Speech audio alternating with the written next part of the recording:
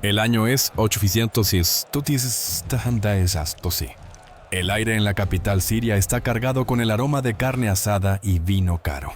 Pero para el comandante Naamán, el aire huele solo a descomposición. Está de pie ante su rey condecorado con medallas de valor, pero su corazón golpea contra una caja torácica llena de secretos. De pronto, un dolor agudo. Debajo de su banda ceremonial, una herida se abre. Siente el calor de la infección deslizándose por su pierna. ¿Pero qué era este monstruo invisible que lo estaba devorando vivo? Era la lepra, una maldición que los antiguos llamaban la muerte, Inés de la muerte. En aquellos días la lepra no era solo una enfermedad, era una marca de rechazo divino. Comenzó como una mancha pálida en su hombro después de su última campaña sangrienta en Israel, un pequeño parche de piel que perdió toda sensibilidad. Naamán pensó que era una cicatriz de batalla, una insignia de honor. Pero pronto la piel empezó a blanquear, luego a hincharse, luego a pudrirse. Era una ironía cruel. El hombre que había conquistado ciudades no podía conquistar sus propias células. Si la corte descubría que su héroe era impuro, lo despojarían de su rango, lo exiliarían de su familia y lo dejarían pudrirse en una colonia de marginados. Por una fracción de segundo sus ojos se encuentran con los de una joven esclava israelita en un rincón. Ve ella el temblor en su mano. Huele el hedor de la muerte bajo el perfume de la corte. Si el rey ve esa gota de sangre golpeando el suelo, la vida de Naamán se acaba. Es el arma más grande del imperio, pero está roto. Y si te dijera que su sanidad no vendría de la hoja de un médico, ni del oro de un rey, sino de un susurro que casi se negó a escuchar. En 10 minutos verás cómo un hombre que conquistó naciones tuvo que ser conquistado por una sola frase. El banquete había terminado, pero para Naamán, el verdadero terror apenas comenzaba. Se retiró al santuario más profundo de su mansión, una habitación cubierta de pesadas sedas, donde la luz de la luna no podía entrar. Con dedos temblorosos, se desabrochó la coraza dorada. El metal se estrelló contra el suelo resonando como una campana fúnebre. Allí, en la luz tenue de una lámpara titilante, se quedó mirando su reflejo. La lepra había avanzado. Ya no era una mancha oculta. Era una enredadera hambrienta de carne blanca y muerta que trepaba hacia su garganta. De pronto crujió una tabla del piso. Naamán se dio la vuelta a su mano aferrando instintivamente la empuñadura de su daga. De entre las sombras, salió la pequeña israelita, la misma que había capturado en una incursión y entregado a su esposa. El silencio era asfixiante. Los ojos de Naamán ardían con la furia de un depredador. Para él esa niña era una testigo de su vergüenza, y en el mundo antiguo los testigos de la debilidad de un general a menudo eran silenciados con acero. Desenvainó su hoja, el bronce frío brillando en la oscuridad. Pero cuando avanzó hacia ella ocurrió algo imposible. La niña no se encogió. No suplicó por su vida. En cambio, miró la carne podrida de su hombro con unos ojos llenos no de horror, sino de una aterradora. «Mi señor», susurró ella con una voz lo bastante firme como para detenerle el corazón. «Si tan solo estuvieras con el profeta que está en Samaria, él te sanaría de tu lepra». En ese instante, el mundo cambió. Naamán, el hombre que había incendiado su aldea y le había robado la libertad, de pronto, era el que estaba atrapado. Sus palabras no eran una sugerencia. Eran un salvavidas lanzado por una cautiva a su captor. Entonces comprendió que aunque él empuñara la espada, ella tenía el secreto de su supervivencia. Pero aquí está la pregunta inquietante que quedará flotando hasta la escena final. ¿Por qué una esclava ayudaría al hombre que destruyó su vida? ¿Es bondad o es una trampa puesta por un Dios que él no conoce? La respuesta está en un viaje que le costará a Naamán más que solo su orgullo. Naamán se quedó inmóvil, en la oscuridad con la daga a centímetros de la garganta de la niña. Sus palabras sobre un profeta en Samaria sonaban como burla. ¿Por qué el Dios de su enemigo lo salvaría? Pero cuando un pedazo de piel muerta se desprendió de su mano y cayó al suelo, se dio cuenta de que no tenía otra opción. Había conquistado naciones, pero estaba perdiendo la guerra por su propia vida. A la mañana siguiente, Naamán hizo algo impensable para un comandante sirio. Escuchó a una esclava. Se arrodilló ante su rey no para informar de una victoria, sino para suplicar una oportunidad de visitar la tierra que una vez había saqueado. El rey de Siria, temiendo perder a su mejor general, cargó una caravana con suficiente oro como para sobornar a los cielos. Pero cuando Naamán partió, no se dio cuenta de que llevaba una bomba de tiempo. La desesperación es un motor poderoso. Naamán, el hombre que antes solo confiaba en su espada, ahora se encontró aferrado a una carta. No un plan de batalla, sino un decreto real del rey de Siria para el rey de Israel. Partió con una caravana que gritaba poder, oro, plata y 10 mudas de vestiduras reales, suficiente riqueza para comprar un reino. Pero al cruzar la frontera hacia Israel, el ambiente cambió. No entraba como conquistador, sino como un mendigo oculto bajo el manto de un general. Cuando el rey de Israel leyó la carta, el silencio del salón del trono fue destrozado por el sonido de tela rasgándose. El rey se arrancó sus vestiduras reales con el rostro pálido de terror. ¿Acaso soy Dios?, gritó el rey con la voz rebotando contra los muros de piedra. Para matar y para dar vida. Miren cómo este hombre busca pleito conmigo. Para el rey de Israel, Naamán no era un enfermo buscando misericordia. Era un caballo de Troya. Creía que el rey de Siria había enviado a un leproso incurable como trampa diplomática, un pretexto para invadir y quemar Samaria, hasta los cimientos cuando el milagro fallara. Naamán se quedó en el centro de la corte rodeado de guardias que bajaron sus lanzas. En un instante la misión de sanidad se había convertido en una sentencia de muerte. El aire estaba cargado con el olor de una masacre inminente. Si el profeta no aparecía, Naamán moriría no de lepra, sino por las cuchillas de un rey aterrorizado. Y si Naamán moría aquí, sus ejércitos en Siria se movilizarían para borrar a Israel del mapa. El reloj corría. Una guerra de imperios pendía del hilo de la piel podrida de un solo hombre. Pero entonces llegó un mensaje de un hombre que no vivía en un palacio, un hombre que no le tenía miedo a los reyes. ¿Por qué Eliseo esperó hasta el último segundo para intervenir? Estamos a punto de ver que el tiempo de Dios suele ser la parte más frustrante de un milagro. Justo cuando los guardias del rey de Israel estaban por cerrarse sobre él, llegó un mensajero con una nota que olía a polvo común, no a perfume real. Era de Eliseo, el hombre de Dios. ¿Por qué te has rasgado las vestiduras?, preguntaba el mensaje. Que el hombre venga a mí, y sabrá que hay profeta en Israel. Naamán sintió un estallido de esperanza, pero también un orgullo peligroso. No caminó hacia la casa de Eliseo. Marchó. Un desfile atronador de caballos, carros y soldados se detuvo con estruendo frente a una casa pequeña y humilde de ladrillo de barro en las afueras de la ciudad. Naamán se sentó sobre su corcel blanco, esperando que el profeta saliera, se inclinara y realizara una gran ceremonia para un hombre de su estatura. Pero la puerta siguió cerrada. El silencio era un insulto que cortaba más profundo que cualquier hoja. En lugar del profeta, un siervo insignificante salió al polvo. Ni siquiera miró a Naamán a los ojos. Solo entregó un mensaje: «Velávate en el Jordán 7 veces y tu carne será restaurada». El rostro de Naamán se puso de un rojo violento. Había viajado cientos de kilómetros, arriesgado una guerra y ofrecido una fortuna solo para que un siervo le dijera que se lavara en un río sucio y lodoso. La tensión era eléctrica. Los soldados de Naamán desenvainaron sus espadas con los ojos fijos en la casa humilde, esperando la orden de quemarla hasta los cimientos. ¿No son los ríos de Damasco, el Habaná y el Farfar mejores que todas las aguas de Israel?, rugió Naamán, con la voz temblándole de furia. Se sintió burlado. Esperaba un espectáculo, un ritual mágico, un momento de gloria. En cambio, le dieron una tarea de plebeyo. Giró su caballo con rabia, listo para volver a Siria y morir con su dignidad, sin darse cuenta de que la fortaleza silenciosa del profeta era en realidad un espejo reflejando lo único que Naamán aún no había conquistado: su propio ego. Si se va, ahora muere.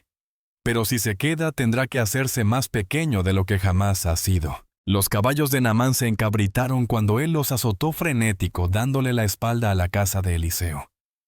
Estaba listo para volver a casa y morir con una corona de orgullo antes que sanar en un río de inmundicia. Pero sus siervos, los mismos hombres que habían sangrado con él en 100 campos de batalla, hicieron algo peligroso: le bloquearon el paso. No usaron lanzas. Usaron palabras. El siervo más anciano agarró la brida del caballo de Naamán, levantando la mirada hacia el gigante tembloroso y furioso. Padre mío, dijo con una voz entre el terror y el amor, si el profeta te hubiera pedido un sacrificio legendario o una carga suicida contra las líneas enemigas, lo habrías hecho sin pestañear. ¿Por qué eres lo bastante valiente para morir en batalla, pero demasiado cobarde para ser humilde? La palabra cobarde golpeó a Naamán más fuerte que cualquier masa. Miró a sus hombres leales, luego a sus manos en descomposición. El silencio duró una eternidad. Lentamente, el fuego de rabia en sus ojos se apagó, reemplazado por una revelación fría. Y hueca, su orgullo era una carga más pesada que su enfermedad. No dijo nada, solo giró su caballo hacia el Jordán. El carro de Naamán tronó hacia las orillas del Jordán, no con el ritmo de un héroe, sino con la energía frenética de un hombre que huye de sí mismo. Cuando llegó al borde del agua, se detuvo. El Jordán no era un río majestuoso de reyes. Era una vena lenta y marrón de lodo cortando la tierra seca. Para Naamán este no era un lugar de sanidad, era una tumba. Sus siervos observaron en un silencio aterrador mientras el gran comandante empezaba a desnudarse. Por primera vez en su vida, bajo el resplandor duro e implacable del sol del mediodía, Naamán quedó completamente expuesto. Sin oro, sin rango, sin armadura. Solo un hombre y su piel podrida. Al mirar el agua turbia no vio el reflejo de un general. Vio la sombra de un monstruo. Las manchas blancas y escamosas de la lepra parecían los fantasmas de las ciudades que había incendiado, los rostros de las viudas que había creado. Sintió una oleada repentina y paralizante de vértigo. Cada gota de barro en el río parecía susurrarle sus pecados. Lanzó un grito primitivo y agonizante que resonó por el valle, el grito de un hombre que comprendió que su poder era una mentira. Sus siervos, temblando, dieron un paso al frente. Padre mío, susurraron, si el profeta te hubiera dicho que hicieras algo grande, no lo habrías hecho. ¿Cuánto más entonces cuando te dice, lávate y queda limpio? Naamán estaba al borde de la vida y la muerte. Se dio cuenta de que el río no estaba ahí para lavar su piel. Estaba ahí para ahogar al hombre que él solía ser. Con las lágrimas nublándole la vista, dio el primer paso hacia el barro frío y oscuro. Naamán estaba sumergido hasta la cintura en el agua fría del Jordán, cargada de limo. Sus soldados se alineaban en las orillas en un silencio de funeral, con las manos apretando las empuñaduras de sus espadas con tanta fuerza que los nudillos se les ponían blancos. Estaban mirando a su comandante casi como un dios. Un hombre que nunca había retrocedido, ahora disminuyendo hasta verse frágil y quebrado contra la corriente marrón. Tomó una bocanada entrecortada y se hundió bajo la superficie por primera vez. Cuando salió, el corazón le martillaba contra las costillas. Revisó sus brazos, su pecho, sus manos. Nada. Las manchas blancas y escamosas seguían ahí brillando con burla bajo el sol.